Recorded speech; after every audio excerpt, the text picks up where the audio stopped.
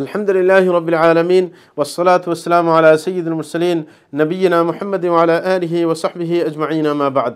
প্রিয় দর্শক ও শ্রোতা ভাই বোনেরা, আমরা যে আলোচনা করতেছিলাম এমন বিষয় নিয়ে যে বিষয়গুলো না জানলেই নয়, অর্থাৎ যে বিষয়ে মূর্খতা সেটা অমার্জনীয় অপরাধ, সেই বিষয় নিয়ে আলোচনা করতেছিলাম। আমরা আজকে এই পর্বে যে আলোচনা করব সেটা হচ্ছে ঈমান সংক্রান্ত একটি বিষয়, যেটা আল্লাহর উপর ঈমানের সাথে সম্পৃক্ত। আমরা বলেছিলাম যে আল্লাহর সাথে ঈমানের সম্পৃক্ততার ক্ষেত্রে তিনটা জিনিস এমনিতে এসে যায়। একটা হচ্ছে রুবুবিয়তে বিশ্বাস এবং দ্বিতীয় নম্বর উলুহিয়তে বিশ্বাস। এখন আলোচনা করব উলুহিয়ত নিয়ে। উলুহিয়তের উপর বিশ্বাস মানে কি? মানে যে তিনি হচ্ছেন আল্লাহ জাল্লা শানু, এককভাবেই তিনি সত্য ইলাহ, তার সাথে কোনো শরীক করা যাবে না। ইলাহ শব্দের অর্থ হচ্ছে মালুহ, মানে মাবুদ, যার ইবাদত করা হয়। এবং এই যে ইলাহ, যার ইবাদত করা হয়, এটার মধ্যে তিনটা জিনিস খেয়াল করতে হবে। যে হুব্বান ওয়া তাযীমান ওয়া তাদাল্লুলা, যে ভালোবাসা থাকতে হবে এবং কি সম্মানবোধ থাকতে হবে, এবং তার সামনে নতি স্বীকার করে বিনয়ের সাথে সেটা করতে হবে। আল্লাহ যে শান সূরা বাকরার 163 নম্বর আয়াতে বলেন, ওয়া ইলাহুকুম ইলাহুন ওয়াহিদ লা ইলাহা ইল্লা হুয়ার রহমানুর রহিম।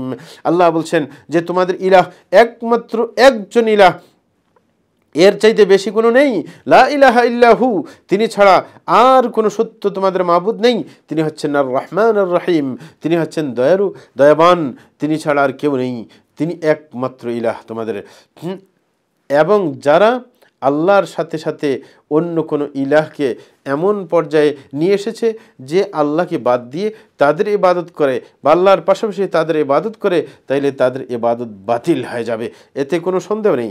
আল্লাহ জাল্লা শানু সূরা হজের 62 নম্বর আয়াতের মধ্যে বলেন, যালিকা বিআন্নাল্লাহা হুয়াল হক وأن ما يدعون من دونه هو الباطل وأن الله هو العلي الكبير।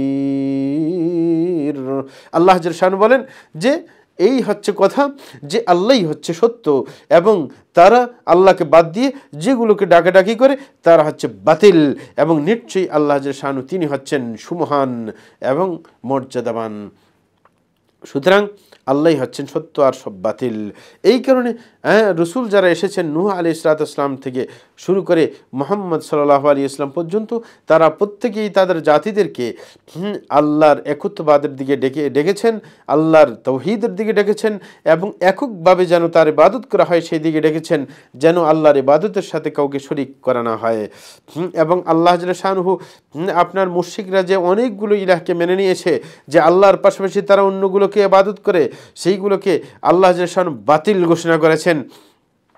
এবং তাদের মধ্যে দেখা যায় যে তারা অনেক সময় আল্লাহর পাশাপাশি অন্যের কাছে সাহায্য চাইতো, তাদের কাছে ফরিয়াদ করত, এবং সেগুলো অবশ্যই বাতিল। এই বাতিল হওয়ার দুইটা আপনার বুদ্ধিবৃত্তিক দলিল রয়েছে। এক নম্বর কথা হচ্ছে যে আপনার যেই ইলাহগুলো তারা মানত, এই ইলাহের মধ্যে আপনার উলুহিয়তের কোনো বৈশিষ্ট্য পাওয়া যায় না। তারা যে মূর্তিগুলার পূজা করত, যেগুলার পূজা দিত তারা, সেগুলোর মধ্যে কোনো উলুহিয়তের বৈশিষ্ট্য নেই। কারণ হচ্ছে সেগুলো নিজে আল্লাহর সৃষ্টি, সেগুলো তো কাউকে সৃষ্টি করে নাই, এবং সেগুলো কারো লাভ ক্ষতির মালিক নয়। সুতরাং সেগুলো কিভাবে আপনার ইলাহ হতে পারে? পূজ্য হওয়ার জন্য গুণাবলী থাকতে হয়। এক নম্বর হচ্ছে যে আপনি তার সৃষ্টি, কমপক্ষে এটা তো হতে হবে যে আপনি যে যার ইবাদত করা হয় সে কোনো লাভের মালিক, সে কোনো ক্ষতির মালিক, সেরকম হতে হবে। তারা তো এরকম কোনো ছিল না, এবং এর পাশাপাশি তারা কোনো জীবনের মালিক নয়, তারা কোনো মৃত্যুর মালিক নেই, এবং পুনরুত্থান করার মালিক নেই, কোনোটাই হতে পারে না।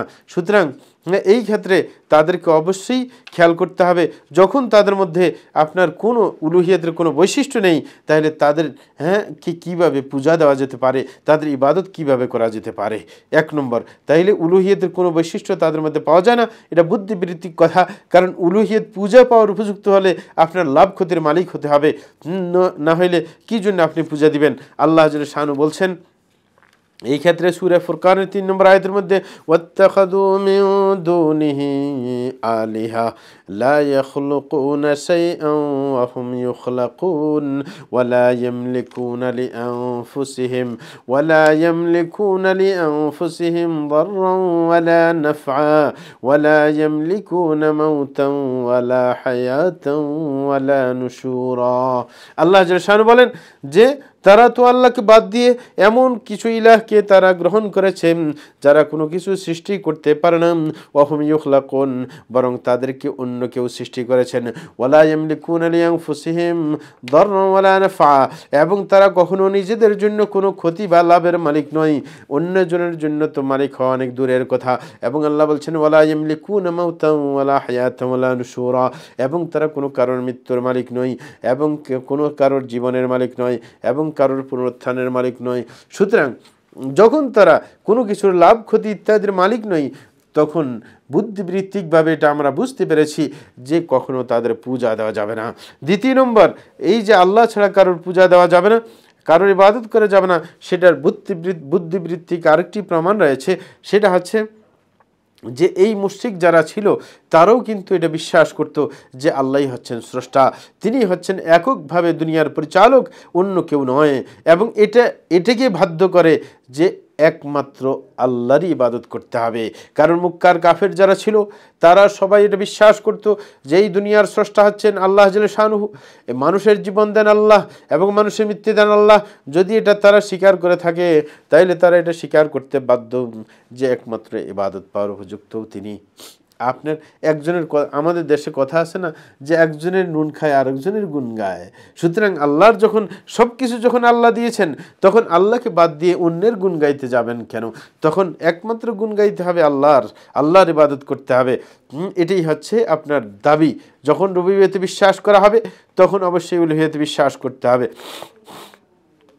এই কারণে সূরা মুমিনুনের ৮৪ নম্বর আয়াত থেকে ৭৯ নম্বর আয়াত পর্যন্ত আল্লাহ বলেন কুল লিমানিল আরদু ওয়া মান ফিহা ইন কুনতুম তা'লামুন।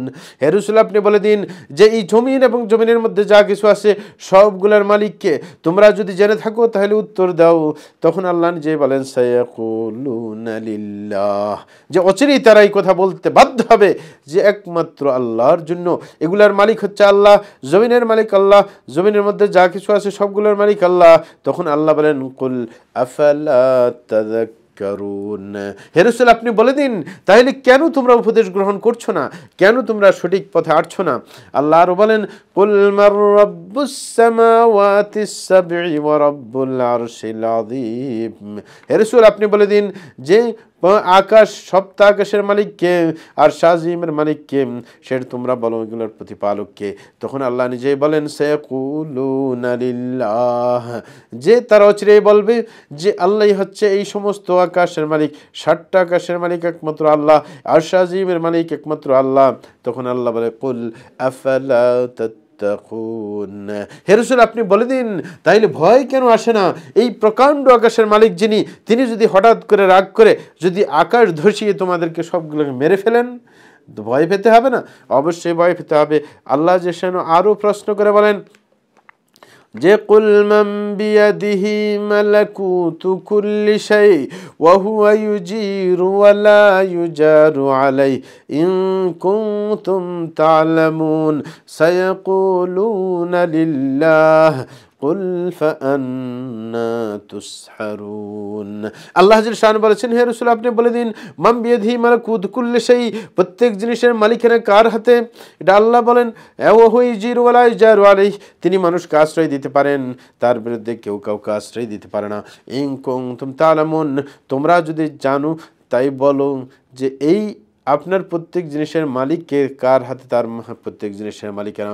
আল্লাহ নিজেই বলে দিচ্ছেন সায়াকুলুনা লিল্লাহ, যে তারা অচিরেই বলবে একমাত্র মালিকানা হচ্ছে আল্লাহর, প্রত্যেক জিনিসের মালিক একমাত্র সত্যিকার অর্থে আল্লাহর।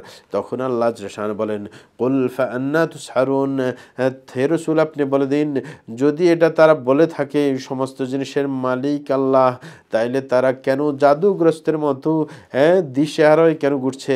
সুতরাং কেউ যদি তাওহীদ রুবুবিয়তকে বিশ্বাস করে তাহলে যে সমস্ত কিছুর প্রতিপালনের দায়িত্ব হচ্ছে একমাত্র আল্লাহর, তিনি হচ্ছেন রব, তিনি হচ্ছেন প্রতিপালক, তিনি হচ্ছেন আপনার স্রষ্টা, তিনি হচ্ছেন আমাদের রিজিক দাতা, যদি এটা বিশ্বাস করা যায় তাইলে অবশ্যই ইবাদত এবং উপাসনা একমাত্র তাকেই করতে হবে, তার সাথে কাউকে শরীক করা যাবে না, এতে কোনো সন্দেহ নেই। আরেকটি ব্যাপার আমাদেরকে জানতে হবে, সেটা হচ্ছে আল্লাহর নাম ও গুণাবলীর উপর ঈমান, যেটা আল্লাহর বিশ্বাসের সাথে সম্পৃক্ত। অর্থাৎ এটার মানে হচ্ছে আল্লাহর নাম ও গুণাবলীর উপর ঈমান আনা মানে যে আল্লাহ শানু নিজের জন্য তার কিতাবের মধ্যে এবং রসুল আকরম সাল্লাল্লাহু আলাইহি ওয়াসাল্লাম তার সুন্নতের মধ্যে যে আল্লাহর নাম ও গুণাবলী উল্লেখ করেছেন সেইগুলোকে যেইভাবে তিনি বলেছেন এবং আল্লাহর সাথে যেইভাবে তা মানাবে সেইভাবে আমাদেরকে সাব্যস্ত করতে হবে। কখনো তার মধ্যে তাহরিফ করা যাবে না, কোনো পরিবর্তন আনা যাবে না, সেটাকে বাতিল বলে গণ্য করা যাবে না, এটার কোনো ধরন এবং দৃষ্টান্ত ঠিক করা যাবে না। আল্লাহ শানু সূরা আরাফের 180 নম্বর আয়াতের মধ্যে বলেন, ওয়ালিল্লাহিল আসমাউল হুসনা ফাদউহু বিহা ওয়াযারুল্লাযীনা ইউলহিদুনা ফি আসমাইহি সায়ুজজাউনা মা কানু ইয়ামালুন। আল্লাহ শানু বলেন যে আল্লাহর জন্য রয়েছে সুন্দর সুন্দর নাম, সুতরাং ওই নামগুলোর মাধ্যমে তোমরা তাকে ডাকো। ওয়াদারুল্লাযীনা ইউলহিদুনা ফি আসমাই, ওদেরকে তোমরা প্রত্যাখ্যান করো যারা আল্লাহর নামের মধ্যে বক্রতার অবলম্বন করে, বক্রতার পথ অবলম্বন করে। অনেক কেমন রয়েছে আল্লাহর নামের মধ্যে বক্রতা, যেমন আমাদের দেশে আল্লাহকে খোদা বলা হয়, কিন্তু খোদা তো আল্লাহ শানু নিজে নাম দেননি, না রসুল সেই নাম দিয়েছেন, তারপর বক্রতা অবলম্বন করে। আল্লাহ শানু তাদেরকে সতর্ক করে বলেন, সায়ুজজাউনা মা কানু ইয়ামালুন। আল্লাহ বলেন অচিরেই তারা যে কর্মকাণ্ড করেছে সেটার প্রতিদান অবশ্যই তাদেরকে পেতে হবে, এতে কোনো সন্দেহ নেই। এরকম ভাবে আল্লাহ সূরা সূরার 11 নম্বর আয়াতের মধ্যে বলেন, লাইসা কামিথলিহি শাই ওয়া হুয়াস সামিউল বাসীর, যে আল্লাহর মতো কোনো কিছু হতে পারে না, যে তিনি হচ্ছেন সর্বশ্রোতা এবং সর্বদ্রষ্টা, তিনি সব কিছু শুনেন, সব কিছু দেখেন, তার মতো আর কেউ হতে পারে না। কিন্তু আমাদের দেশে যারা সুফিবাদী তারা আল্লাহর মতো তাদের বুজুর্গদেরকে মনে করে তারাও সব কিছু দেখতে পায়, তারা কাশফে বিশ্বাস করে। আর কাশফ মানে সব কিছু খোলা চোখে দেখা, এই কাশফ ডেঞ্জারাস। কিন্তু তাদের মধ্যে আবার কিছু আছে যারা কোরআন কিতাব নিয়ে পড়াপড়ি করে, তারা কিন্তু এটাকে অন্যভাবে বিশ্বাস করে। তারা বলে না যে গায়েব জানেন, তখন তারা আবিষ্কার করেছে কাশফ হয়, কাশফান সব কিছু দেখেন। সুতরাং এই সামিউ শব্দের মধ্যে তারা শিরিক করে, সব কিছু দেখেন, যে তারা দেখেন, বসিরের সাথে তারা শিরিক করে। কারণ তারা মনে করে তাদের বুজুর্গরা অনেক দূর থেকে সাউন্ড দিলেও তাদের মনের সাউন্ড শুনেন, তাইলে আল্লাহর সামিয়ের মধ্যে তারা শিরিক করেছে। শোনার ক্ষেত্রে আল্লাহর সাথে শরীক বানিয়েছে নিজেদের, আপনার বুজুর্গদেরকে এরকমভাবে বসিরের মধ্যে শিরিক করেছে। তারা মনে করে আমাদের হুজুর সব কিছু দেখেন।